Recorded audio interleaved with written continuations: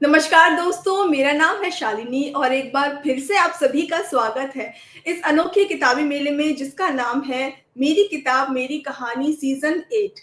Friends, good evening to all. कैसे हैं आप सभी?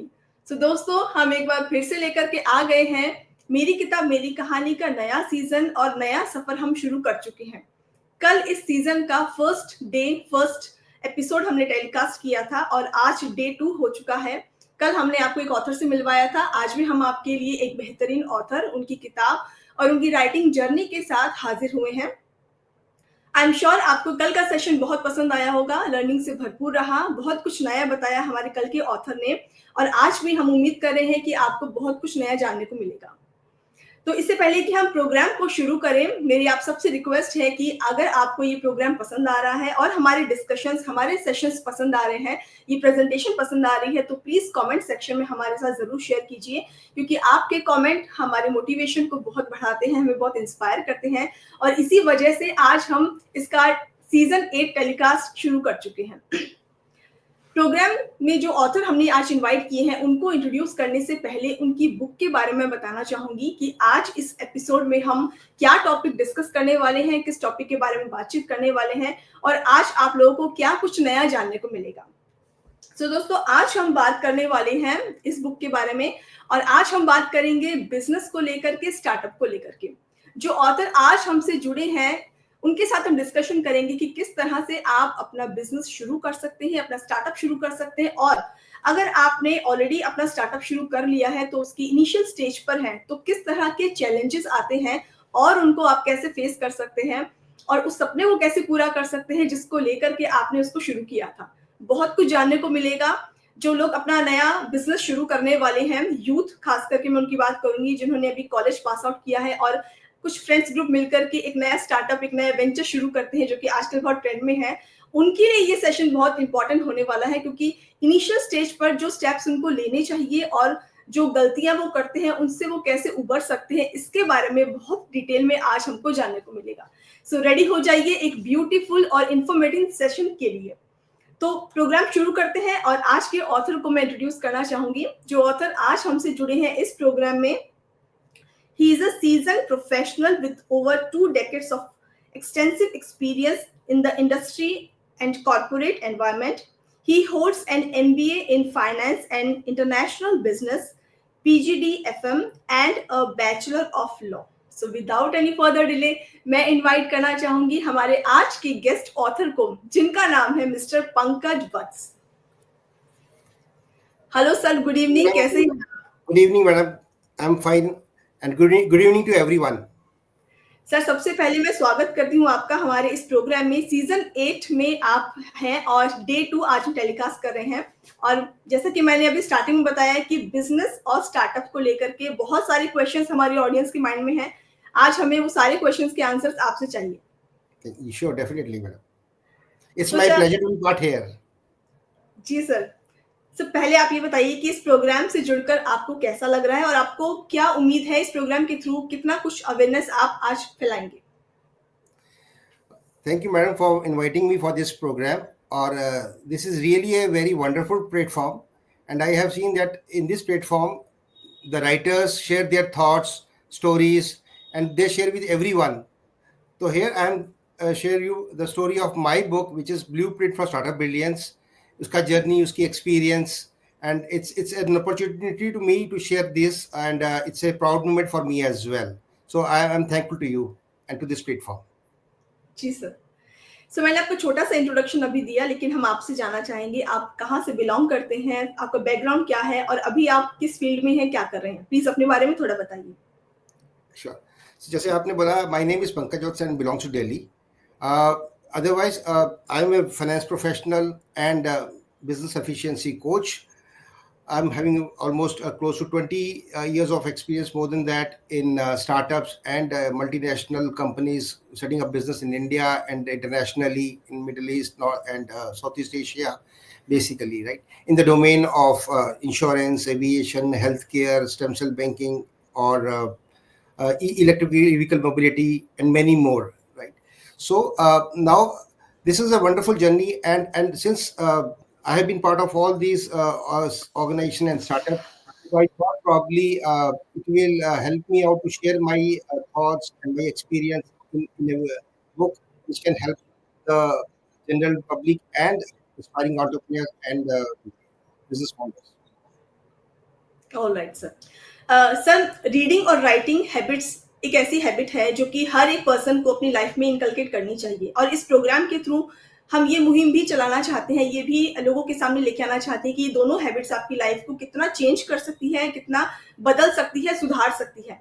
आप क्या व्यू रखते हैं इस बारे में कि रीडिंग और राइटिंग आपकी लाइफ के लिए कितनी इंपॉर्टेंट है? रीडिंग और राइटिंग ने मेरी लाइफ को एक नया पर्सपेक्टिव दिया है, मुझे एक अलग तरीके से देखने का मौका दिया है। रीडिंग ने मुझे नए विचार, नई दुनिया के बारे में अलग अलग एक्सपीरियंसेस को समझने का मौका दिया है, और राइटिंग ने मेरे को मेरे थॉट प्रोसेस, विचारों को लिखने का और शेयर करने का एक प्रोसेस और एक माध्यम दिया है, जिससे कि मैं लोगों के साथ कनेक्ट कर सकूं और अपने एक्सपीरियंस को शेयर कर सकूं। राइटिंग के ज़रिए मैंने अपने अनुभव और जो मैंने एक्सपीरियंसेस लिए वो मैं शेयर कर रहा हूँ। This is really a very good activity which I have identified, और इसने मेरे मेरे इंटरनल व्यक्तित्व को भी काफ़ी ज़्यादा निखारा है। और ब्लूप्रिंट फॉर स्टार्टअप बिलियंस लिखने के समय मुझे अपनी जर्नी को रिफ्लेक्ट करने का मौका मिला, जिसमें मैंने अपनी इंसाइट्स को, लर्निंग को दूसरों के लिए शेयर करने का मुझे एक मौका मिला। ये दोनों चीज़ें रीडिंग और राइटिंग से ही मुझे मिली, और इसने मुझे एक बेटर थिंकर और एक बेटर लीडर बनाया। एब्सोल्युटली, रीडिंग और राइटिंग, हमें अगर कोई पर्सन इस हैबिट को अपनी लाइफ में शामिल करता है तो वो अपने आप को एक बेटर पर्सन बनाता है, उसकी वोकैबुलरी बहुत अच्छी होती है, वो बहुत अच्छा एक स्पीकर बन सकता है, अपनी बात को कन्वे बहुत अच्छे से कर सकता है। सर, आपकी जिस बुक के बारे में आज हम बात करने वाले हैं, इस बुक की जर्नी कैसे शुरू हुई? इस बुक की जर्नी कब शुरू हुई? कब आपने किस पॉइंट पर ये सोचा कि अब मुझे इसे एक बुक की शेप देनी चाहिए या फिर एक बुक पब्लिश करवानी चाहिए? कैसा था वो जर्नी का सफर आपका? जैसे मैंने आपको बताया कि मैंने पिछले 20 सालों से स्टार्टअप्स के साथ और उन ऑर्गेनाइजेशंस के साथ काम किया है जिन्होंने न्यू बिजनेस स्टार्ट किया इंडिया में और internationally. Over a period of time, last 3-4 years से मुझे लगा कि मुझे अब इस एक्सपीरियंस को लिखना चाहिए, और इसीलिए ये जर्नी कोविड टाइम में जब मैंने देखा कि ये और एक चैलेंजिंग एस्पेक्ट आ गया, और वहाँ से ये थॉट प्रोसेस दिमाग में आया, बट उसको कंप्लीट करने के लिए ओवर द पीरियड 2-3 साल लगे, एंड फ्रॉम लास्ट 2.5 ईयर्स से मैं ये कोशिश कर रहा हूँ, और इस जर्नी को मैंने स्टार्ट किया, जिसमें मैंने अपने पूरे एक्सपीरियंसेस को, जिसमें छोटे बिजनेस ओनर्स, मीडियम एंटरप्रेन्योर्स और लार्ज कॉर्पोरेट्स, उनके इनकॉर्पोरेशन के टाइम में जो स्टार्टिंग प्रोसेसेस में जो इंपॉर्टेंट एस्पेक्ट्स होते हैं, वो सारे को नोट करके then I started this journey, and it took me around 2.5 years to complete this book, and it's really a very wonderful experience, और इसने मुझे भी काफ़ी और लर्निंग्स दी एक्चुअली। जी, जी। तो सर, कोई ऐसा पर्सन जिन्होंने आपको मोटिवेट रखा हो इस पूरी राइटिंग जर्नी में, किसी ने आपको गाइड किया हो, किसी पर्सन को आप श्रेय देना चाहेंगे? बिल्कुल, इस राइटिंग जर्नी में मैंने बहुत लोगों को से इंस्पिरेशन ली और बहुत लोगों से सीखा, लेकिन इसमें सबसे बड़ी इंस्पिरेशन मेरी मदर थी। एक्चुअली में कोई भी काम करना, वेदर से बुक राइटिंग या और कोई जर्नी, बिजनेस स्टार्ट करना और कोई एक्टिविटी करना, एक मोटिवेशन, एक पुश की ज़रूरत है, एक कॉन्फिडेंस की ज़रूरत होती है, और वो कॉन्फिडेंस हमेशा मुझे मेरी मदर से मिला था। तो मैं I am thankful to her. Right now she is not there, but again I am very much thankful to her for all this confidence जो उन्होंने मेरे को में दिया। इनके अलावा मेरे को, I am fortunate enough to have lot of good people in my journey of last 20-25 years, जहाँ मुझे अच्छे लोग में मिले, मेंटर्स मिले, सपोर्ट सिस्टम में मिले, अच्छे टीम मेंबर्स मिले, और मैंने उन सब से सीखा। और उसके बारे में इनमें से एक नाम है मिस्टर नवीन गर्ग, जो कि फॉर्मल चेयरमैन भी रह चुके हैं institute of chartered account of India, NIRC के। उन्होंने भी काफ़ी सपोर्ट किया, और ये जर्नी मैं इन सब लोगों के कारण ही पूरा कर पाया। एब्सोल्युटली। सो दोस्तों, अब समय आ गया है कि हम पंकज वत्स जी के किताब के साथी से मिले और उनके व्यूज जाने इस बुक को लेकर के। सो मैं इनवाइट करना चाहूंगी मिस्टर नवीन गर्ग जी को। Hello sir, welcome. कैसे हैं आप? बहुत बढ़िया Shalini ji. Hello Pankaj ji. Hello sir. Sir, स्वागत है आपका हमारे प्रोग्राम में। और हम पंकज सर से बातचीत कर रहे हैं, इनकी बुक को लेकर के हम इनकी जर्नी शेयर कर रहे हैं, जर्नी डिस्कस कर रहे हैं। और इस जर्नी में आपका बहुत महत्वपूर्ण रोल रहा है। आप क्या कहेंगे इस बारे में? मैं तो ये कहूंगा कि बस पंकज जी का ये बड़पन है कि एक छोटे से कंट्रीब्यूशन को उन्होंने बहुत बड़ा कंट्रीब्यूशन बताया है। तो मैं इनको जानता हूँ पंकज जी को पिछले 14-15 ईयर्स से। तो ओके। जब ये किसी कंपनी में जॉब करते थे, मैं उनका कंसल्टेंट था। तो इतनी जब डिस्कशन होती थी, सिनेरियो ऐसा था उस टाइम, कुछ सर्विस टैक्स के अंदर इश्यूज ऐसे थे कि जब भी डिस्कशन करता पंकज जी से, तो क्यूरियोसिटी इतनी ज्यादा थी पंकज जी के अंदर कि एज ए कॉर्पोरेट एम्प्लॉई आप कंसल्टेंट की तरह नहीं सोच सकते, समझ सकते, लेकिन उनको लोगों को समझने की ऐसी ज्यादा झील रहती थी कि नवीन जी सॉल्यूशन बता दिया, इस सॉल्यूशन के पीछे बैकग्राउंड भी बताइए। Generally yes, that is the spirit in Pankaj ji, जो कि मुझे हमेशा अट्रैक्ट करती थी कि ये इंसान, ये बंदा खाली ये नहीं है कि अपना जो डिजाइन वर्क है कंपनी के अंदर वही करेंगे, इसके अलावा काफी कुछ करने की इनके अंदर मुझे जी लगती थी। तो मल्टीपल लेवल्स के ऊपर इनसे जब भी मीटिंग होती, डिस्कशन होती, तो मुझे लगता था कुछ ना कुछ करेंगे। तो आज मैं रैली में ब्लूप्रिंट फॉर स्टार्टअप जो इन्होंने निकाला है, मैंने ये किताब पूरी रीड की है इनकी। मैं आपको अगर बोलूं 2 मिनट के अंदर ब्रीफ करूं इस किताब के बारे में, मैंने जनरली मैं यस प्लीज आप बोलिए। नहीं प्लीज आप ब्रीफ कीजिए। ये किताब मैंने रीड की है इनकी। तो जैसे कि मैं कंसल्टेंट हूँ, चार्टर्ड अकाउंटेंट हूँ, पिछले 15 साल से प्रैक्टिस कर रहा हूँ। मल्टीपल कॉर्पोरेट से मिलना होता है, मल्टीपल कॉर्पोरेट्स कंपनी हमने इनकॉर्पोरेट की है, और उसके अलावा उनका हमें जब भी कोई डिस्कशन करने के आता है, आज मुझे कंपनी बनानी है, हम सबसे पहले क्वेश्चन होता है कि कंपनी बनानी किस लिए है आपको? क्या आपको अपना नाम क्या डायरेक्टर लिखना है इसलिए कंपनी बनानी है, या कुछ विजन है? बोले नहीं, बस आगे फंडिंग लेके आएंगे, टर्नओवर घुमा देंगे, ऐसा कर देंगे, वैसा कर देंगे। तो हमने ना फेलियर्स देखे हैं काफी सारे कि कंपनी इनकॉर्पोरेट करना, कोई भी स्टार्टअप स्टार्ट करना बहुत इजी है। आज के दिन मान के चलिए कि एक बड़ा अच्छा सीरीज है शार्क टैंक, उसको देखकर तो मुझे लगता है कि हर किसी बच्चे के अंदर, जो आज 16 साल का बच्चा है, वो ये सोच रहा है कि मैं बस कभी ना कभी कुछ ना कुछ स्टार्ट करूंगा। और ये एक ब्यूटी भी है हमारे कंट्री के अंदर, यंग ब्लड आज के दिन जो ओरिएंटेड ना होकर, पहले हम लोग क्या थे, अभी पीछे से क्या हो गया था, हर कोई बंदा जॉब में जाने की सोच रहा था, लेकिन एक प्लेटफॉर्म प्रोवाइड किया है लाइक वाइज शार्क टैंक। और जैसे कि पंकज जी ने ये किताब जो लिखी है, सच कह रहा हूँ आपको मैं, कि बाकी जितने लोग सुन रहे हैं प्लीज इस किताब को रीड कीजिएगा। इसके अंदर ना माइनॉरिटी के अंदर बताया गया है कि आपको स्टार्ट भी करना है कोई चीज को, लेकिन ऐसा नहीं होता। आपके पास जब भी कोई देखते हो, आप सक्सेसफुल स्टोरीज देखते हैं जब भी मिलेगा आपको, क्योंकि कोई भी सक्सेस अगर होगी उसको प्लेटफॉर्म मिलेगा, likewise your channel, likewise other many channels, उनको बुलाया जाएगा। जो लोग बड़े हो जाते हैं, उनकी वर्थ 100 करोड़ की 500 करोड़ की वर्थ हो जाती है, जो स्क्रैप से स्टार्ट हुए थे, उनको बुलाया जाएगा। जनरली लोग उन्हीं को ही देखते हैं, जनरली लोग उनको ही सुनते हैं। तो होता क्या है कि हर किसी को लगता है कि जब भी हम लोग स्टार्टअप स्टार्ट करेंगे, कोई भी कंपनी स्टार्ट करेंगे, उसके अंदर अपना वो कहते हैं ना कि माँ की चूड़ियां, गोल्ड की चूड़ियां बेचकर मैंने ये बिजनेस स्टार्ट किया था। जनरली ऐसे ही होता है जी। लोन ले लिया मैंने, घर बेच दिया, क्योंकि मेरे पास एक विजन है।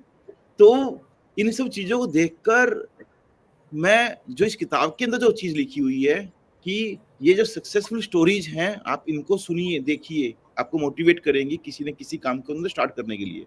लेकिन उसके जो साइड बैड इफेक्ट्स हैं, जो कि जनरली हर किसी को आइडिया होगा, 95% स्टार्टअप्स चलते नहीं है जी। तो इस किताब को रीड करने के बाद में आपको आइडिया है कि आपको क्या क्या केयर करना है, किस लेवल तक आपको अपना जिसे कहते हैं वर्थ को लगाना है, कंपनी को लिमिटेड बनाकर अपनी लायबिलिटीज को लिमिटेड रखना है।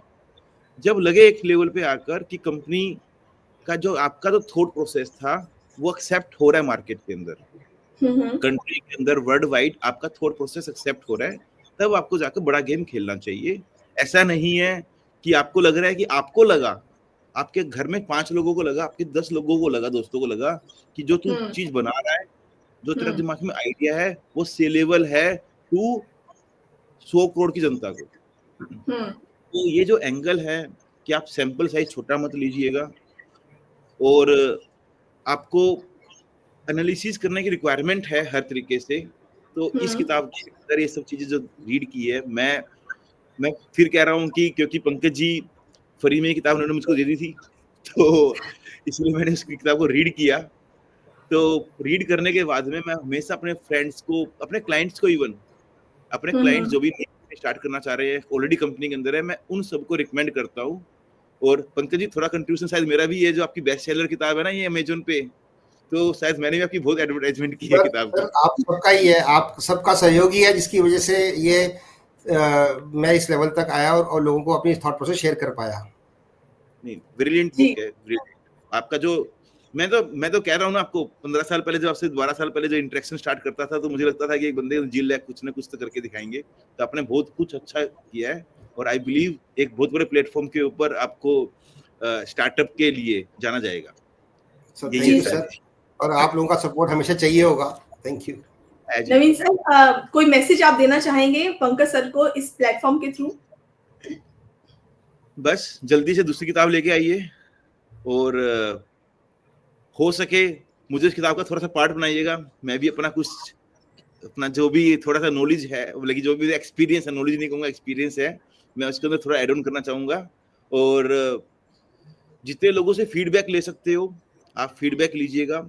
आप बहुत अच्छा बोलते हो, तो जब भी प्लेटफॉर्म मिले एज ए स्पीकर बोलने का, क्योंकि बोलोगे तो लोगों के पास में आपकी आवाज, आपकी थॉट्स जाएंगी।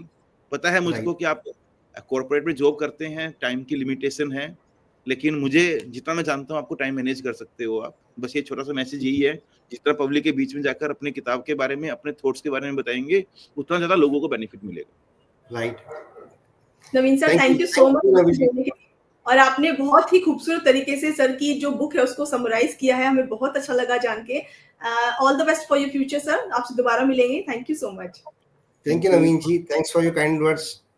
Thank you ji. Okay, so Pankaj ji, अब हम जानना चाहेंगे, आपकी बुक को आपने थोड़ा बहुत इलैबोरेट किया और नवीन सर ने बहुत अच्छे तरीके से इलैबोरेट किया है। अगर अब बिजनेस शुरू करना चाहते हैं, और जैसे मैंने बताया कि यंग जनरेशन जो है वो बिजनेस के लिए बहुत ज्यादा लालायित रहती है आजकल, कि वो खुद अपना बिजनेस शुरू करे, जॉब में ना जाए। अब अगर हमने सोच लिया है कि हमें बिजनेस शुरू करना है, नाउ फर्स्ट स्टेप क्या होगा? ओके, पहले तो मैं अपनी बुक के बारे में बताता हूँ कि इसकी बुक के बारे में ब्रॉडली जो है, this is a practical guide. ये एक बिल्कुल ब्लूप्रिंट फॉर स्टार्टअप बिलियंस जो है, ये एक प्रैक्टिकल गाइड है जो कि चैलेंजिंग एनवायरनमेंट में और के अंदर जो इम्पोर्टेंस रखती है, चाहे वो मार्केट रिसर्च हो, लीन स्टार्टअप प्रिंसिपल्स हो, टीम बिल्डिंग हो, फाइनेंशियल एजिलिटी हो, इनोवेशंस हो, इन सब के ऊपर उनके ऊपर पूरा का पूरा डिटेल एस्पेक्ट लिखा हुआ है। इस बुक्स के अंदर अगर जाएंगे तो मल्टीपल सीरीज है, मल्टीपल सेक्शंस हैं, स्टार्टिंग फ्रॉम द आइडिया, और ये सारी चीजें उसके अंदर आती हैं बेसिकली, राइट। अब जब आपका जो सवाल है कि एक स्टार्टअप स्टार्ट करने के लिए सबसे पहले हमारे को क्या चाहिए, सबसे पहले जो इम्पोर्टेंट चीज होती है वो एंटरप्रेन्योरियल माइंडसेट है। किसी भी बिजनेस के लिए एक एंटरप्रेन्योरियल माइंडसेट होना बहुत जरूरी है, बिकॉज यही आपको आपके विजन को क्लियर रखने में और रिस्क को समझने के लिए और नए चैलेंजेस को एक्सेप्ट करने के लिए जरूरी होता है। इट्स नॉट समथिंग कि हमने आज डिसाइड किया, हमने प्लान किया और स्टार्ट कर लिया। वो स्पार्क, वो अंडरस्टैंडिंग, वो मैच्योरिटी और वो माइंडसेट होना बहुत जरूरी है। और ये सब करने के लिए इनके साथ साथ और स्किल्स बहुत रिक्वायर्ड है, जो कि इसके लिए प्राइमरीली मार्केट रिसर्च का अंडरस्टैंडिंग होना बहुत क्लियर है। अगर आप एक प्रोडक्ट को लेके आ रहे हैं तो उसके लिए आपको ये समझना पड़ेगा कि वो प्रोडक्ट मार्केट में वायबल है, नहीं है तो किस तरीके से हो सकता है, उसकी टारगेट सेगमेंट कौन सी है, टारगेट मार्केट कौन सी है, वो देखना पड़ेगा। Broad understanding of financial management का अंडरस्टैंडिंग होना बहुत जरूरी है, बिकॉज अगर फाइनेंशियल सेंस नहीं होगी, उसका स्किल अंडरस्टैंडिंग नहीं होगा कि आप क्या समझना चाह रहे हो, फाइनेंशियल नंबर्स क्या बोल रहे हैं, इनफ्लोज क्या कह रहे हैं, आउटफ्लोज क्या कह रहे हैं, तब चैलेंजिंग हो जाएगी सिचुएशन। फॉर एग्जाम्पल, इसमें कंपनी का प्रॉफिट हो सकता है, आप सेल कर रहे हैं लेकिन कंपनी का प्रॉफिट भी हो रहा है, पर आपका अगर कैश फ्लो नहीं बिल्ड हो रहा, आपके डेटर्स बढ़ रहे हैं, जिसका मतलब ये है कि कंपनी को नियर फ्यूचर में कैश क्रंच हो सकता है। तो वो अंडरस्टैंडिंग होना बहुत जरूरी है।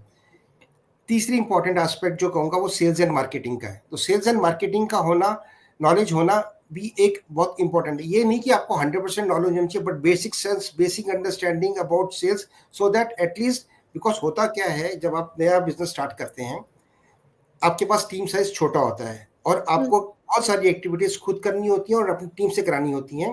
तो टीम अलाइनमेंट होना और अंडरस्टैंडिंग होना बहुत इंपॉर्टेंट है। तो इस केस में पहले तो आपको एंटरप्रेन्योर माइंडसेट पे रहना पड़ेगा, जहाँ को आपको अपना विजन क्लियर रखना है, रिस्क एपेटाइट की क्लियरिटी है, फिर market understanding, financial management, sales and marketing understanding, adaptability to situation. इतनी फास्ट चेंजिंग एनवायरनमेंट में रोज कंपटीशन आ रहा है, तो you have to adopt according to the competition, and this is very important aspect for any business. At least 3-4 core points हैं, at least these are very mandatory for any startup founders और aspiring entrepreneurs to look into this.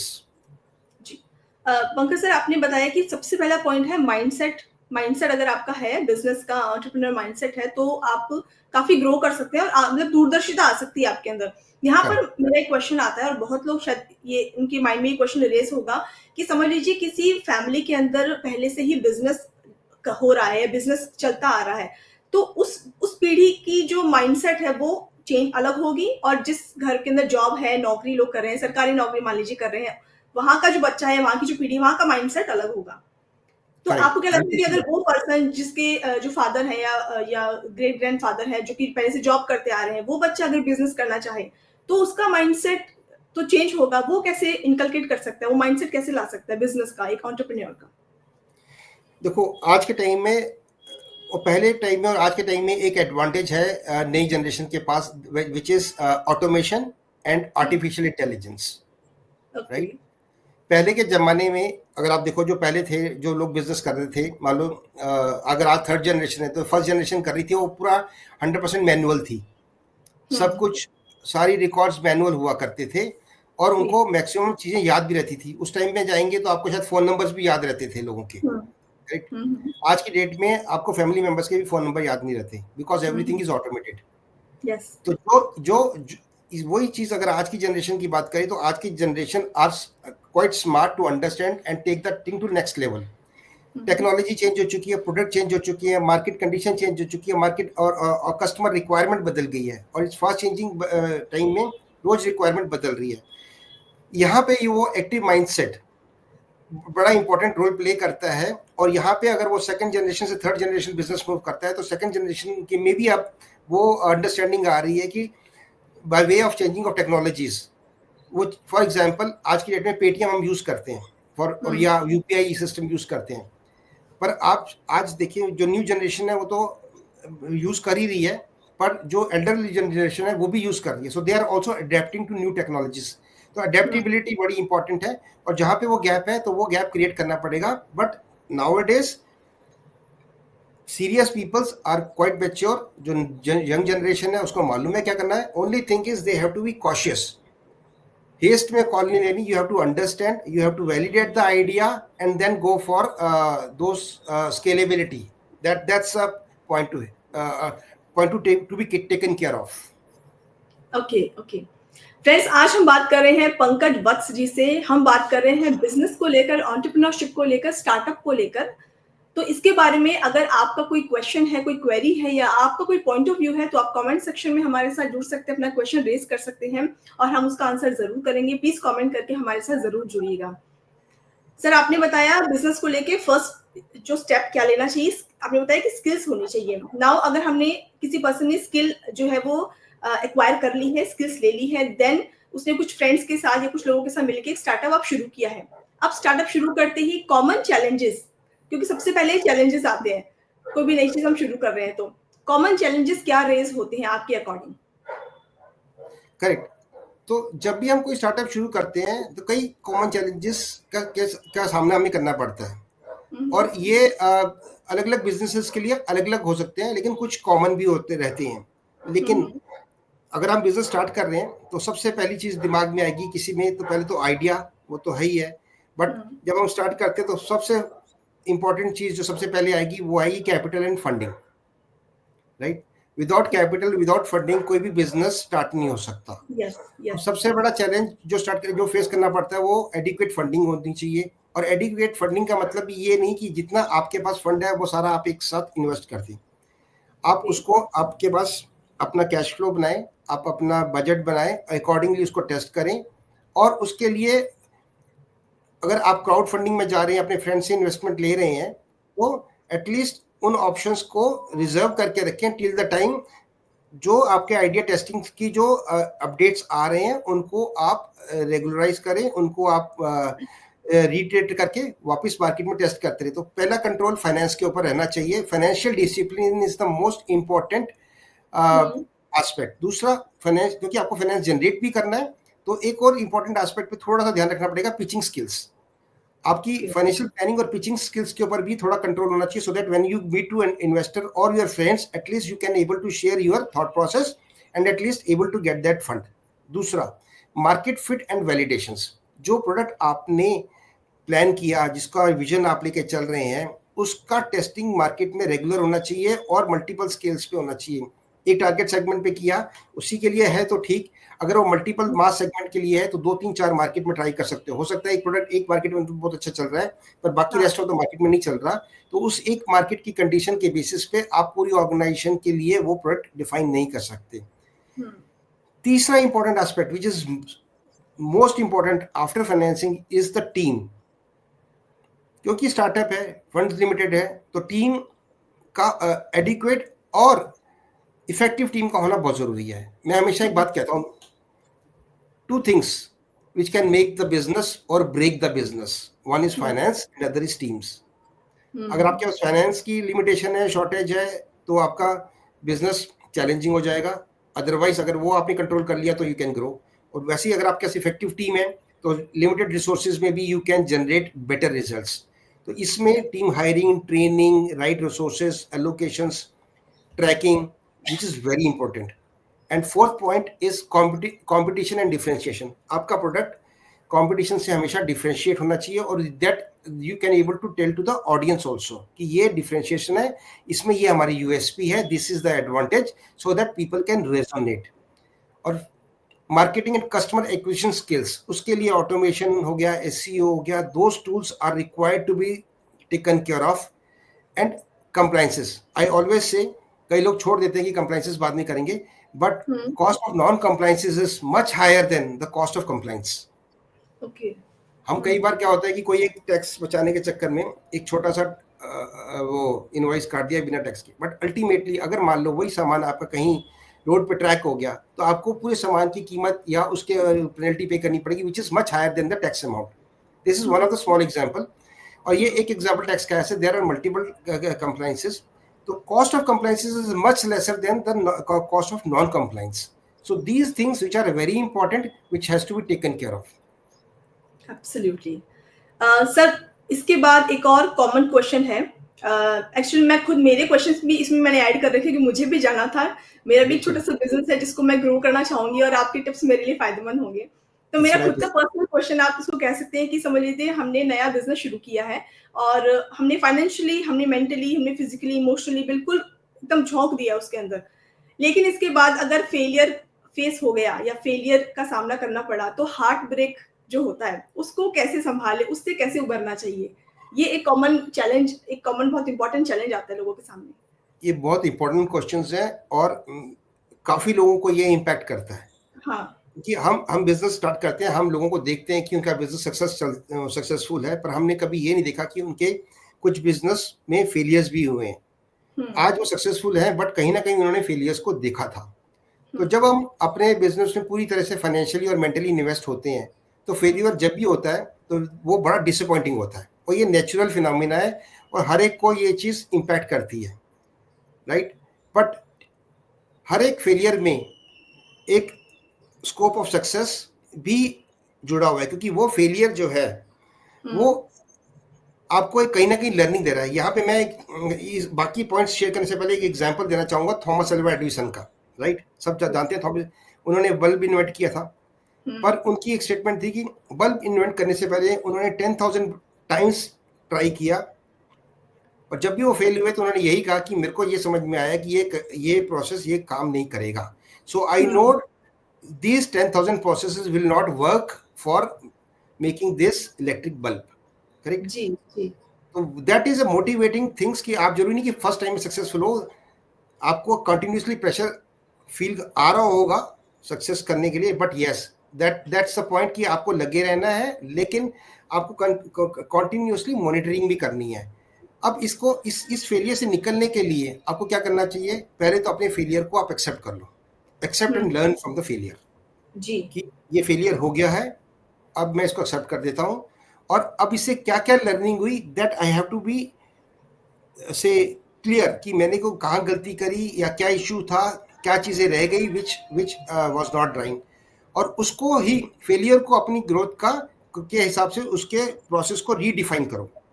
ये नहीं कि failure हो गया, सब कुछ हो गया तो आप बंद करके बैठ जाओगे। यहाँ पे आपने इतना इन्वेस्ट कर दिया, आपने इतनी लर्निंग ले ली, आपको इतना मार्केट एक्सपीरियंस हो गया, अब उसको, ये आपकी इन्वेस्टमेंट थी, treat it like an investment and अपने फोकस को शिफ्ट करो। जब आइडिया फेल हो जाता है तो लोग उसी नेगेटिव इमोशंस में रहते हैं, उन्हें कंस्ट्रक्टिव बात ही नहीं कर पाते हैं, तो उसको उस नेगेटिव थॉट प्रोसेस से, नेगेटिव माइंडसेट से निकलना पड़ेगा। पहले तो फेलियर को एक्सेप्ट कर लो, फिर उससे लर्निंग जो की उसको किया, अंडरस्टैंड किया, फिर अपने फोकस को वापस शिफ्ट करो। ये मेंटल क्लैरिटी लेके आएगा। अगर जैसे ही फोकस शिफ्ट होगा, आप मेंटल क्लैरिटी के साथ दोबारा काम कर सकते हो। और अगर फिर भी डाउट आ रहा है तो एक छोटा ब्रेक ले लो। ओके मैंने देखा है कि आप अगर छोटा ब्रेक लेके कहीं बाहर चले जाते हो, फैमिली के साथ टाइम स्पेंड करते हो, तो आप उस पर्टिकुलर नेगेटिविटी से बाहर आ जाते हो, करेक्ट? तो वो चीज़ें कई बार हमारे साथ भी होती हैं, और ये मैं अपने पर्सनल एक्सपीरियंस से बोलता हूँ कि कहीं हम भी जब देखते हैं चीज़ें नहीं हो रही, मूव नहीं हो रही हैं, ब्रेक लेते हैं, 2 दिन का ब्रेक लेते हैं, उसके बाद वापस आते हैं और अब नए माइंडसेट, नए थॉट प्रोसेस से काम करते हैं, और जब चलना शुरू करते हैं, और ये आप देख लेना, जब आप दोबारा से चलना शुरू करोगे, आपको नेक्स्ट स्टेप अपने आप ऑटोमेटिकली दिखाई देगा। जी जी। एक चीज़ और जो कई बार हम लोग हिचक जाते हैं, वो है सपोर्ट लेना कि यार दूसरा क्या सोचेगा। मेरा मानना ये है कि जब जरूरत पड़े, अगर आपको फेलियर हो रहा है या फेलियर होने के लिए लाइन पे लगे हैं, या आपको लग रहा है कि चीज़ें आपके हिसाब से नहीं चल रही हैं, सीख सपोर्ट। आप अपने कंसल्टेंट से बात कर सकते हैं, आप अपने फैमिली से बात कर सकते हैं, आप उन लोगों से बात कर सकते हैं जिनको आप अच्छे से जानते हो और जो उस सेक्टर के की अंडरस्टैंडिंग रखते हो, सो that they can give you a clear idea, clear vision कि क्या कर सकते हो। कई बार हम सोचते हैं हम सब सही हैं, राइट? हमने जो किया हमने हिसाब से ठीक किया, लेकिन जब थर्ड पर्सन देख रहा होता है, वो ऑब्जर्व कर रहा होता है कि कहाँ गैप्स हैं, तो यहाँ पर ये सपोर्ट काफ़ी वैल्यूएबल हो जाता है। और अपनी एक्सपेक्टेशंस को भी थोड़ा सा हमें फोकस और उसको आइडेंटिफाई करना चाहिए। कई बार हम अपने लिए इतना बड़ा एक्सपेक्टेशन क्रिएट कर लेते हैं, और उसी को मीट करने के लिए हम अपनी एक्चुअल विजन को छोड़ देते हैं और उस एक्सपेक्टेशन के पीछे भागते हैं, और कई बार ये कारण भी बन जाता है ओवर स्पेंडिंग का। तो वहाँ पे हमारे को इमोशनल कंट्रोल होकर अपनी एक्सपेक्टेशंस को भी कंट्रोल करना पड़ता है। और जब छोटी छोटी हम जो चीज़ें अचीव करें, उनको हम सेलिब्रेट करें। उससे क्या होता है कि हमें लगता है कि हाँ ठीक है, ये हमने कर लिया, हमने सेलिब्रेट किया, हमने लोगों को बताया, तो हमारे अंदर कॉन्फिडेंस आता है। Yes yes. These the things और adaptability again। जब अगर आपको लग रहा है कि ये चीज़ नहीं चल रही, सिचुएशन चेंज हो रही है, आप चेंज हो जाओ। अब कोविड में यही हुआ था। कोविड में जो बिजनेस चलते आ रहे थे, सिचुएशन आई, लॉकडाउन हुआ, जिन बिजनेस ने अपने आप को सिचुएशन के हिसाब से अडेप्ट किया, उन्होंने मल्टीफोल्ड ग्रोथ की, और जो नहीं अडेप्ट कर पाए उनको काफ़ी चैलेंज आया, और कुछ तो बंद भी हो गए, करेक्ट? तो यहाँ अडेप्टेबिलिटी बहुत इंपॉर्टेंट है विद द सिचुएशन। जो फेलियर हो गया उसके साथ इमोशनल कनेक्ट करने की ज़रूरत नहीं है, उसके साथ उसको रीडू करो, रीचेक करो, ब्रेक लो, रीस्टार्ट करो, और कॉन्शियसली स्टार्ट करो, because you have now experience. तभी तो कई बार कहते हैं फेल फास्ट। अगर फेल ही होना है तो पहले फास्ट हो जाओ, so that you can able to understand, and और उसके बाद you can able to perform. जब आप फास्ट फेल होगे, जल्दी फेल होगे, तो आपका लॉस भी कम होगा, because you have learn lot of lessons. So this is, और ये सब चीज़ें सबके साथ हुई हैं। थॉमस एडिसन को देख लो, वॉल्ट डिज्नी, उन्होंने कई बार ट्राई किया। स्टीव जॉब्स जिन्होंने एप्पल बनाया था, एप्पल कंपनी के ओनर थे वो, उनको अपनी कंपनी से निकाल दिया था। बाद में उन्होंने नेक्स्ट बनाई, उसके बाद और कंपनीज बनाई, और वापस से वो स्टीव जॉब्स अगेन उस कंपनी में आए। तो there are lot many peoples, there are examples जहां फेलियर के बाद उन्होंने इतनी बड़ी सक्सेस स्टोरी क्रिएट की। ब्यूटीफुल सर, आपने बहुत ही क्लियर तरीके से इस क्वेश्चन का आंसर दिया है कि आपको मेंटली कैसे स्ट्रांग होना है और इस हार्ट ब्रेक से कैसे निकलना है। आई एम श्योर फ्रेंड्स, आपने बहुत सारे पॉइंट्स नोट किए होंगे। सर मैंने आपके इतने सारे पॉइंट्स नोट कर लिए, मेरे पास पेज अभी कम हो गया, मैं दूसरी तरफ चली गई। सो ब्यूटीफुली आपको ज़रूर नोट्स बनाने हैं दोस्तों, अगर आप बिज़नेस में हैं, स्टार्टअप में हैं और इस तरह से इस ब्लॉकेज को दूर करना चाहते हैं। आई एम श्योर लाइफ में ऐसे चैलेंजेस आते ही हैं, चाहे बिज़नेस हो, चाहे फैमिली हो, लेकिन इन सबको सॉर्ट करने का तरीका यही है कि उससे मूव ऑन हो जाइए, लेट गो दीजिए, ब्रेक लीजिए। बिज़नेस में है तो अपनी टीम को हैंडल कीजिए, अलग-अलग स्ट्रैटेजीज़ को अपनाइए, जो कि सारे पंकज सर ने अभी आपको स्ट्रैटेजीज़ बताई, उनको यूज़ कीजिए। आप इस ब्रेक से, इस फेलियर से ज़रूर उबर सकते हैं और शायद ज़्यादा ग्रोथ माइंडसेट के साथ अपने नेक्स्ट वेंचर पे जा सकते हैं। सर इसके साथ में अपनी टीम बिल्डिंग की बात की थी अभी, तो इस पर मैं डिटेल में आपसे पूछना चाहूँगी कि एक ब्यूटीफुल टीम बनाने के लिए, सक्सेसफुल बिज़नेस के लिए टीम बिल्डिंग सबसे ज़्यादा इम्पोर्टेंट है। टीम को कैसे बिल्ड किया जाए कि वो लॉन्ग लास्टिंग हमारे साथ चले और बिज़नेस को ग्रो दे? करेक्ट। देखो, मैंने पहले बीच में कहा था कि 2 चीज़ें बड़ी इम्पोर्टेंट है किसी बिज़नेस के लिए, फाइनेंस एंड टीम, राइट? जी। अगर आप फंड मैनेजमेंट प्रॉपर करते हैं, then at least you are comfortably placed for your all inflows and outflows. और दूसरा, उसको मैनेज करने के लिए इफेक्टिव टीम, आपके बिजनेस को मैनेज करने के लिए आपके साथ साथ आपकी टीम का होना और एफिशिएंट टीम का होना बड़ा ज़रूरी है। इसके लिए हेनरी फोर्ड की एक बहुत ही ब्यूटीफुल स्टेटमेंट है, coming together is a beginning, keeping together is a progress and working together is a success. Correct? तो when you work together definitely you will be successful. तो एक सक्सेसफुल बिजनेस की foundation के लिए strong team का होना बहुत ज़रूरी है। और ये सिर्फ स्किल और एक्सपीरियंस पर नहीं, ये स्किल टीम के अंदर स्किल भी होगा, एक्सपीरियंस भी होगा सबसे, लेकिन ट्रस्ट का होना बहुत ज़रूरी है।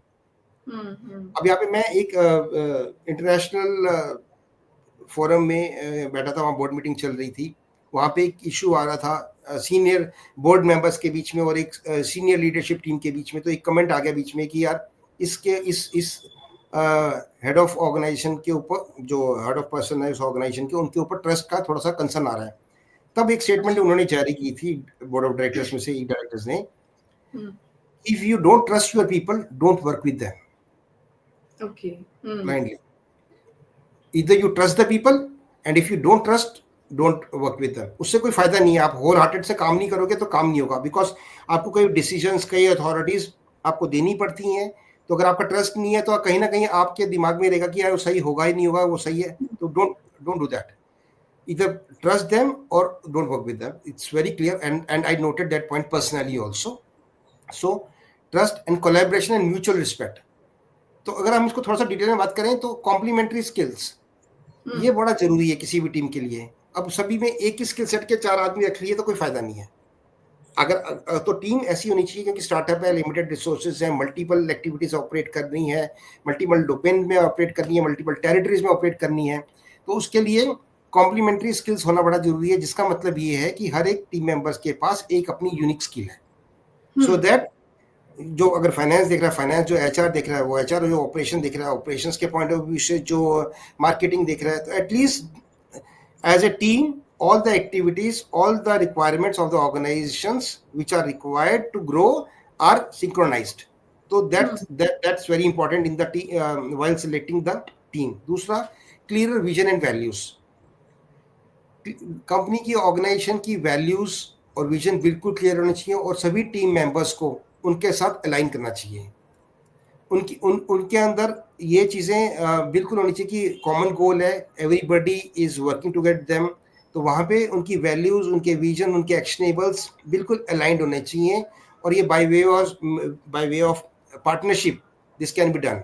अगर आप उनको इन्वॉल्व करोगे अपनी डिसीजंस में, ऑपरेशंस में, तो ये ऑटोमेटिकली बिल्ट होगी।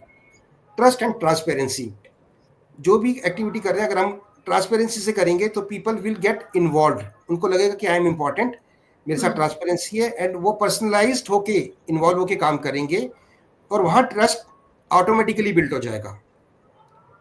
और फिर स्ट्रॉन्ग लीडरशिप, किसी भी टीम में स्ट्रॉन्ग लीडरशिप होना बहुत ज़रूरी है, क्योंकि स्ट्रॉन्ग लीडरशिप का मतलब ये नहीं कि खाली हम लीडर बन गए और बाकी टीम मेंबर हो गए। ईच एंड एवरी पर्सन की स्ट्रेंथ को आइडेंटिफाई करना, उसको सपोर्ट करना, उसको गाइड करना, which is also important. Conflict resolution, अगर 4 आदमी काम करेंगे तो डिफरेंस ऑफ ओपिनियन होगा, उनके बीच में कन्फ्लिक्ट भी आएगा, बट यहाँ लीडरशिप टीम का थोड़ा इंपॉर्टेंस आ जाता है कि आप उस कॉन्फ्लिक्ट को म्यूचुअली और एमिकेबली रिजॉल्व करें, so that nobody's emotions are impacted और उनका कन्फ्लिक्ट भी रिजॉल्व हो और ऑर्गेनाइजेशन को किसी तरीके का भी कोई चैलेंज ना आए. Collaboration, shared responsibilities are part of this only. Right resource, again, hiring of right resource is most important. Hiring of wrong resource is a big cost. Why I'm telling you, आपने एक resource को higher किया, उसको training दी, 3 महीने के बाद उसको 2-3 महीने सिस्टम समझने में लगा, उसने परफॉर्मेंस दी, 6 मंथ्स पास हो गए. फिर आपको लगता है कि यार ये रिसोर्स तो ठीक नहीं है, अब आप वापस जीरो पे चले गए और आप नए रिसोर्स को ले रहे हो. करेक्ट. तो hiring of right resource is very important because cost of wrong resource hiring is very high. आपने 6 महीने की सैलरी भी दी, उसका भी टाइम वेस्ट किया, अपना भी टाइम वेस्ट किया, ऑर्गेनाइजेशन की जो उसके ऊपर डिपेंडेंस थी और फिर ऑर्गेनाइजेशन कल्चर को भी इम्पैक्ट आता है उससे. So it is very important here. The role of HR is very important for team perspective. Motivation award, इसमें मोटिवेशन अवार्ड, रिवॉर्ड, रिकॉग्निशन वो ऑटोमेटिकली बिल्ट हो जाते हैं टीम को मोटिवेट रखने के लिए. But these are the key points which make an effective and result oriented team. Absolutely, absolutely. Team के लिए आप जितना वर्क करेंगे या जितना इन्वेस्ट करेंगे, वो टीम भी फिर उतना ही इन्वेस्ट करेगी आपके बिजनेस के लिए, आपके लिए. Alright sir. इसी से रिलेटेड केपीआईज की अगर मैं बात करूं, वो कितनी इंपॉर्टेंट है किसी बिजनेस में बनाने के लिए या बिजनेस को स्टेबल बनाने के लिए? केपीआईज की इंपॉर्टेंस क्या है? करेक्ट. तो एक्चुअली केपीआई का मतलब होता है की परफॉर्मेंस इंडिकेटर्स. अब ये 2 तरीके के होते हैं नॉर्मली. एक होता है फाइनेंशियल, कभी लार्ज ऑर्गेनाइजेशन में, नॉट स्टार्टअप्स में शायद कम इंप्लीमेंटेड होता है, लेकिन लार्ज ऑर्गेनाइजेशंस की रिपोर्टिंग स्ट्रक्चर में ये एक बिल्ट इन पैरामीटर है जहाँ पे एक फाइनेंशियल रिपोर्टिंग होती है, एक नॉन फाइनेंशियल रिपोर्टिंग होती है. तो देयर आर इंडिकेटर्स जैसे financial KPIs and non financial KPIs. Ultimately non financial KPIs are indirectly contributing to the company's growth and profitability. But ये की परफॉर्मेंस इंडिकेटर्स एक essential tool है जो कि किसी भी बिजनेस के लिए उसकी सक्सेस को मेजर करने के लिए बहुत इंपॉर्टेंट होता है. अब ये क्या होते हैं नॉर्मली? अब ये पैरामीटर्स हैं, टूल्स हैं जो कि ग्रोथ को ट्रैक करते हैं. For example clear growth and focus strategy है. उसके लिए मान लो अगर आपने गोल बनाया, अब गोल बनाया तो उस गोल को कैसे ट्रैक करेंगे? अब फॉर एग्जांपल अगर हमने बात करी कस्टमर एक्विजिशन करना है, हम तो कस्टमर एक्विजिशन कितना काउंट, वो इंपॉर्टेंट है. तो की परफॉर्मेंस इंडिकेटर का मतलब ये कि हमने स्पेसिफिक बात कर ली कि हमें अगर ग्रोथ करनी है, अगर हमारे को 100 कस्टमर चाहिए और इस टेरिटरी से चाहिए 1 महीने में, तो वो 100 कस्टमर का न्यू कॉस्ट पर मंथ हमने ऐड किया. राइट. इसी तरीके से डिसीजन मेकिंग के लिए इंपॉर्टेंट है. Tracking progress is also very important over time. कि अगर आपने सेल्स में अगर आप सेल्स कर रहे हैं तो आपको केपीआई के रूप में ये डिफाइन किया है कि आप हर क्वार्टर में कितनी सेल्स ग्रोथ करेंगे, क्या एवेल्युएट करेंगे. तो केपीआई की परफॉर्मेंस इंडिकेटर्स ये है कि आपने हर एक नंबर को, एक आइटम को एक नंबर दे दिया और ट्रैकर दे दिया जिसको आप ट्रैक करेंगे कि उसके साथ आज 100 बोला था तो हम 60 पे हैं. So that if any action is required to be taken, हम आज ही डिसीजन लें और कहीं गैप है तो उसको रिव्यू करें. तो अगर हम वीकली मीटिंग्स कर रहे हैं या मंथली मीटिंग्स कर रहे हैं तो वो की परफॉर्मेंस इंडिकेटर्स अक्रॉस फंक्शंस, ये हर एक फंक्शन में होता है, चाहे वो फाइनेंस, सेल्स, ऑपरेशंस में मान लो लॉजिस्टिक्स ही है फॉर एग्जांपल.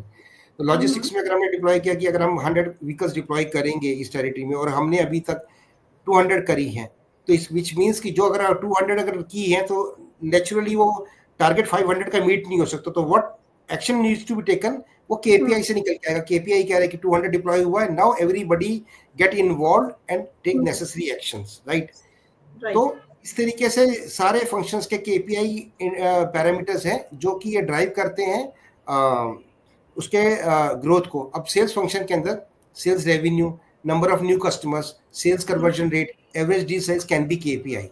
मार्केटिंग फंक्शन के अंदर customer acquisition cost, website traffic, lead generation, social media engagement rate, email opening rate can be KPI. हम ईमेल भेज रहे हैं, ईमेल खुल रही है नहीं खुल रही है, अगर खुली नहीं रही तो फायदा क्या? तो उस चीज को ये की परफॉर्मेंस इंडिकेटर्स हैं कि जो हम परफॉर्मेंस कर रहे हैं उसका रिजल्ट क्या आ रहा है. कस्टमर सपोर्ट के लिए first response time, customer score, ये सारी चीजें ऐसे हर फंक्शन में है। और इसके थ्रू जो टीम मेंबर है जिसके लिए केपीआईज डिसाइड हुई है, उसकी भी निगरानी में ये चीज रहती है कि उसके थ्रू जो एफर्ट किया गया है, हार्ड वर्क किया गया है, वो सच में फ्रूटफुल हो रहा है या नहीं हो रहा, कि उसको उससे बेनिफिट मिल रहा है कि नहीं मिल रहा है। तो ये चीज भी जरूरी है पर्सन के लिए। करेक्ट। तो ये केपीआई हर एक फंक्शन, मैंने अभी सिर्फ 2-3 फंक्शन के नाम लिए थे, ऐसे हर फंक्शन में है। एचआर में एम्प्लॉय टर्नओवर रेट हो सकता है, अगर मान लो एम्प्लॉय छोड़ के जा रहे हैं और टर्नओवर रेट हाई है, तो वो ग्रोथ में बहुत बड़ा कंसर्न हो जाएगा, right. Replacement time to hire अगर वो इंक्रीज्ड है तो काफी देर तक एक्टिविटीज रुकी रहेंगी। तो ईच एंड एवरी एक्शनेबल का वो केपीआई है which is required to be measured, and और ये ट्रैकर होगा तो इसमें ऑटोमेटिकली काम करते हैं कई सारे ट्रैकर। तो जो लोड मैनेजमेंट और सीनियर मैनेजमेंट के पास है वो नीचे ट्रैकर हो जाता है और चीजें ऑटोमेटिक वे में मूव करती है। राइट सर, इसके साथ में एक और चीज है कि किसी भी बिजनेस की सफलता, सक्सेस तब मानी जाती है जब उनके जो क्लाइंट्स हैं, उनके जो कस्टमर्स हैं, वो रिपीट होके दोबारा उनके पास आते हैं।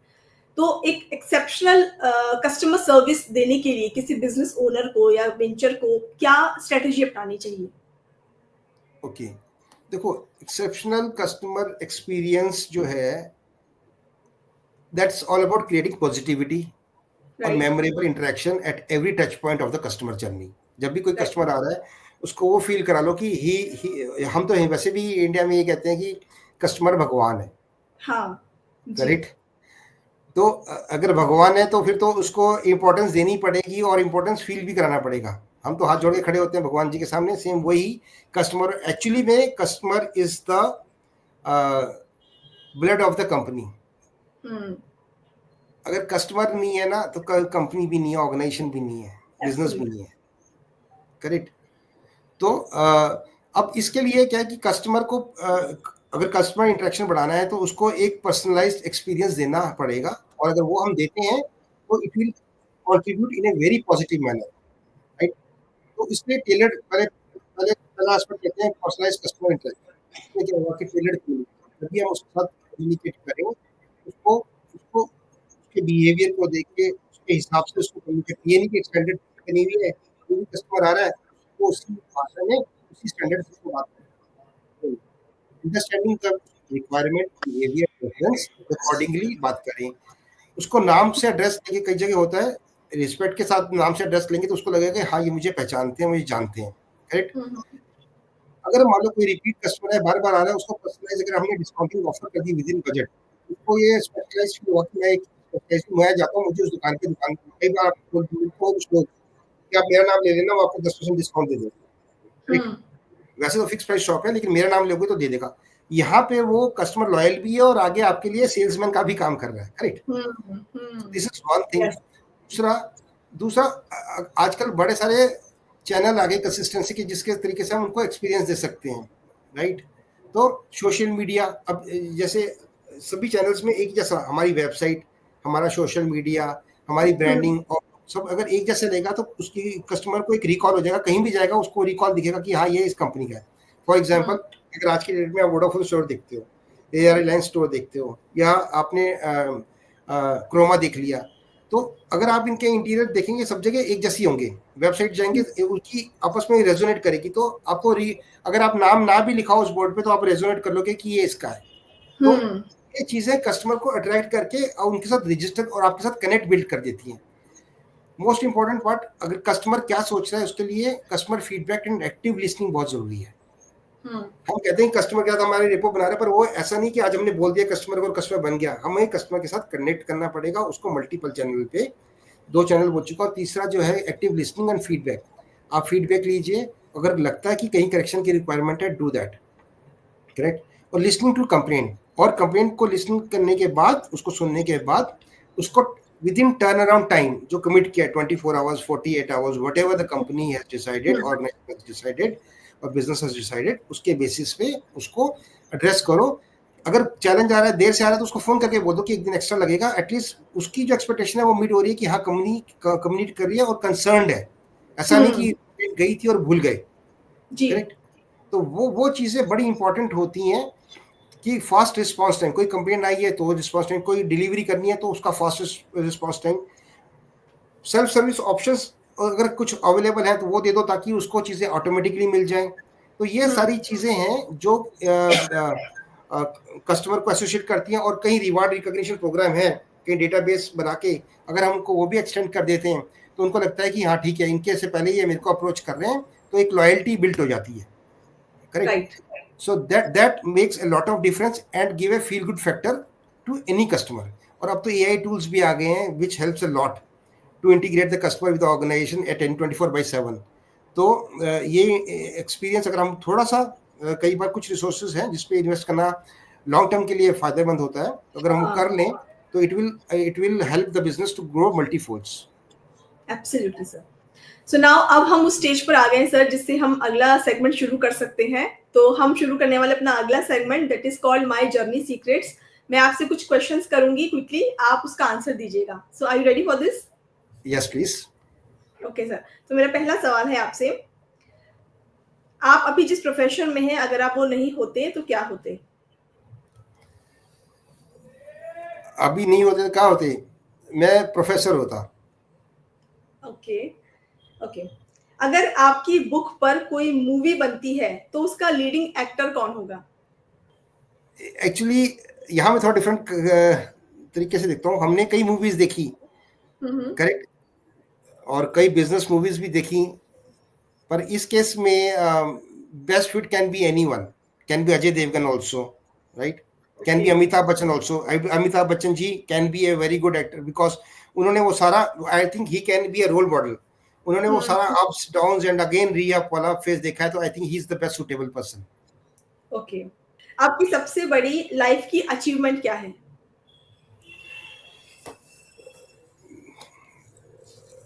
मेरी लाइफ की अचीवमेंट्स हैं न्यू चैलेंजेस लेना, और मैंने कई ऐसे टेरिटरीज में जाके काम किया जहाँ पे it was very dangerous but still I worked. Okay, last question, आपका ड्रीम प्रोजेक्ट क्या है?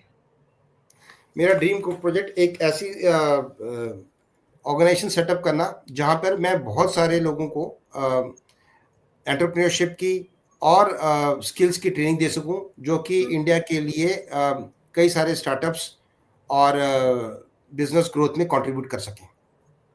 ऑलराइट, सो सर ये सेगमेंट यहीं फिनिश होता है और आपने सभी सवालों के जवाब बहुत अच्छे से दिए, थैंक यू सो मच। आगे बढ़ते हुए मैं आपसे पूछना चाहूंगी कि आपकी बुक के लिए आपको अपने रीडर्स के थ्रू, ऑडियंस के थ्रू कैसा रिस्पांस मिल रहा है, कैसे आपको फीडबैक्स मिल रहे हैं?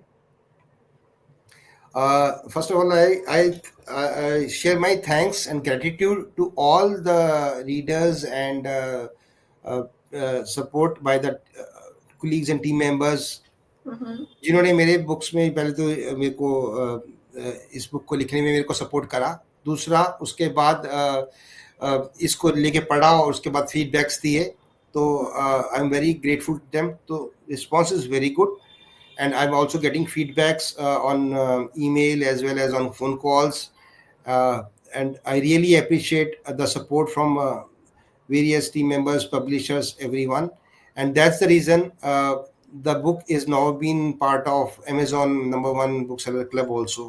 So the response is good, appreciated, and I am thankful to everyone. Okay sir, thank you so much. Sir अगर आज हम आपकी बुक परचेज करते हैं तो क्या कोई डिस्काउंट आप हमें दे सकते हैं?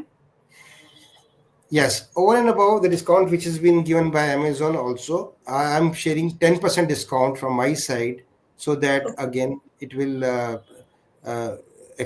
be given access to everyone whosoever want to procure this book. And एक चीज यहाँ पे मैं बताना चाहूँगा जो शायद अभी तक हम नहीं डिस्कस कर पाए, इस बुक के अंदर एक QR कोड भी है, करेक्ट? उस QR कोड का अगर आप स्कैन करेंगे तो वो एक वेबसाइट पे जाएगी जिसका नाम है startupbrilliance.com, करेक्ट? startupbrilliance.com के अंदर मैंने बुक के बारे में ब्रॉड लिखा है कि बुक में क्या कवर करते हैं, उसमें लिंक्स भी हैं। वो तो हाँ, मैं एक बार ऑडियंस को दिखा पाऊंगी, this is the QR code, यहाँ पर है ये, राइट सर? Correct, okay.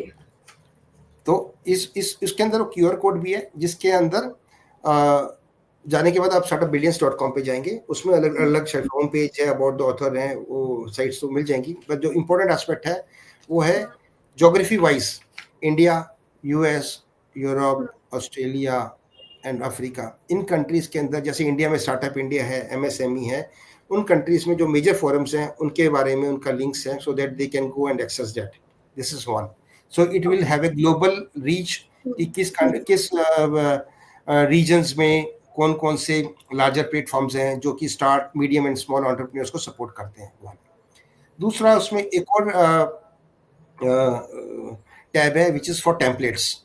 उसमें organisation wise sales, finance, HR, admin, operations के बारे के टेम्पलेट्स दिए हुए हैं, सो दैट अगर आपको कोई टेम्पलेट बजटिंग का देखना है, KPI का देखना है, कोई KRA का देखना है, तो वो वहाँ पे जाके क्लिक कर सकते हैं और that is available free of cost. Correct. So I have give, because it's not only big book, लोग पढ़ेंगे समझेंगे, बट अगर इम्प्लीमेंट करना है तो उनको टेम्पलेट चाहिए होगा. वो टेम्पलेट के लिए वो कहीं और ना जाकर इसी बुक में QR कोड को स्कैन करें, साइट पे जाएं, अपना टेम्पलेट डाउनलोड करें और उसको अकॉर्डिंगली यूज करें. और फिर भी अगर कोई चैलेंज आता है उसको इम्प्लीमेंट करने में या कोई नया टेम्पलेट चाहिए होगा, तो we will try to do that. And उसी में हमारे कॉन्टैक्ट डिटेल्स भी हैं, वेबसाइट में अवेलेबल हैं. आप वहाँ पे अपना फीडबैक फॉर्म है उसमें भर सकते हैं, रिक्वायरमेंट डाल सकते हैं, and we will try to help them at the maximum possible way. All right, thank you so much sir. So दोस्तों, अगर आप इस बुक को परचेज करते हैं, इस बुक पर 10% का डिस्काउंट सर की तरफ से दिया जा रहा है इसके MRP पे, तो इस बुक को जरूर परचेज कीजिए. इसमें बहुत कुछ बेनिफिट्स हमने ऑलरेडी डिस्कस कर लिए हैं, लेकिन बुक को पढ़ने के बाद आप और डीपली इसको समझ पाएंगे. आप खुद पढ़िए, अपनी फैमिली मेंबर्स को पढ़ाइए. इस बुक के थ्रू आप अपने बिजनेस को, अपने वेंचर को, अपने स्टार्टअप को बहुत आगे ग्रो कर सकते हैं. आप एज एन एम्प्लॉय भी इसमें बहुत कुछ कर सकते हैं. एक टीम मेंबर, टीम बिल्डिंग कैसे करते हैं आपस में, कॉर्पोरेट में किस तरह का बिहेवियर होता है, क्या एनवायरनमेंट होता है, क्या चैलेंजेस होते हैं, इन सब के बारे में आपको इसमें जानकारी मिलेगी. तो आई एम श्योर कहीं ना कहीं आपके लिए ये जरूर हेल्पफुल रहेगा आपके करियर ग्रोथ के लिए. सर, आई एम श्योर हमारी ऑडियंस अब तक आपसे कनेक्ट हो चुकी है और आपकी कॉन्टेक्ट डिटेल्स जानना चाहेंगी ताकि वो आपसे पर्सनली गाइडेंस ले सके. तो कोई कॉन्टेक्ट डिटेल आप हमारे साथ प्लीज शेयर कीजिए. राइट.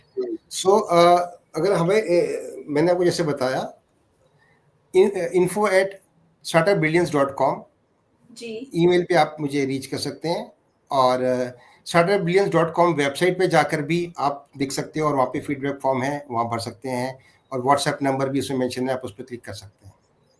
ओके. सो दोस्तों, सर की कॉन्टेक्ट डिटेल्स हमने आपके साथ स्क्रीन पे शेयर की है. आप वहां जाके इस पर इनसे कनेक्ट हो सकते हैं, इनसे पर्सनली गाइडेंस ले सकते हैं. इसके साथ साथ में इनकी बुक को परचेज करने का लिंक हमने Amazon का लिंक आपके साथ शेयर किया है कमेंट सेक्शन में. आप वहां पे क्लिक कीजिए और नेक्स्ट 24 आवर्स के लिए वो डिस्काउंट 10% का आपके लिए अवेलेबल रहेगा.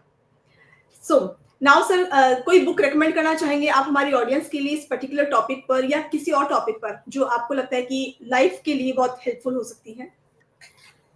देखो, मैं एक बुक जो बहुत I read lot many books, and there are lot many books which I can recommend, but एक बुक जो बहुत important है मुझे लगता है, your habits define your say actions, and that is Atomic Habits, right? Yes. तो ये James clear की बुक है Atomic Habits, which says कि small tiny habits are very effective and make lot of difference. तो I request कि आप उस book को जरूर पढ़ें, because habits makes our fortune. Yes, yes, absolutely. So thank you so much इस beautiful conversation के लिए, और आपसे बातचीत करके बहुत अच्छा लग रहा है. कोई लास्ट मैसेज आप देना चाहेंगे हमारी ऑडियंस को जाने से पहले? Yeah. So thanks everyone, thanks audience for this wonderful support. What I say is stay committed to your vision. Never underestimate the power of perseverance. Right? आप कभी भी कुछ भी करें, whatever you want to do, please be consistent, be adaptable, and don't underestimate yourself. Stay positive and be confident. आप जो भी काम करें आप उस पर कॉन्फिडेंट रहें, अपने ऊपर भरोसा रखें. Say team members can say something, but you have to be focused on yourself only. So keep striving for excellence and stay empowered to create the future you envision. Until next time, stay impressed, stay brilliant. Thank you. Thank you so much Pankaj sir. आपकी इस advice को हम जरूर follow करने की कोशिश करेंगे, और सच में सर आपने आज बहुत सारे टिप्स हमें दिए हैं स्टार्टअप के लिए, बिजनेस के लिए. मैं पर्सनली बहुत फॉलो करूंगी आपके पॉइंट्स को, मैंने नोट्स बना लिए हैं बहुत सारे, और दोस्तों अगर आप भी फॉलो करेंगे तो आपका ही फायदा है. Thank you so much sir हमसे जुड़ने के लिए and all the best for your future. Thank you madam, thanks everyone, thank you. So now दोस्तों, ये था हमारा आज का सेकंड डे का सेशन जो हमने कंप्लीट किया पंकज वत्स सर के साथ, जिन्होंने हमें finance, team building, business, startup, other बहुत सारी चीज, केपीआईज, इन सब के बारे में हमें बहुत कुछ बताया। बहुत सारे छोटी छोटी एक माइनर चीजें भी हमारे सामने इन्होंने इंडिकेट की जिनके बारे में हमें ध्यान रखना चाहिए अगर आप बिजनेस शुरू करते हैं तो प्रैक्टिकली किस तरह से इसको इम्प्लीमेंट कर सकते हैं, ये इन्होंने बताया। आप फेलियर्स को कैसे फेस कर सकते हैं इसके बारे में इन्होंने जानकारी दी और अपने पर्सनल एक्सपीरियंस हमारे साथ शेयर किए।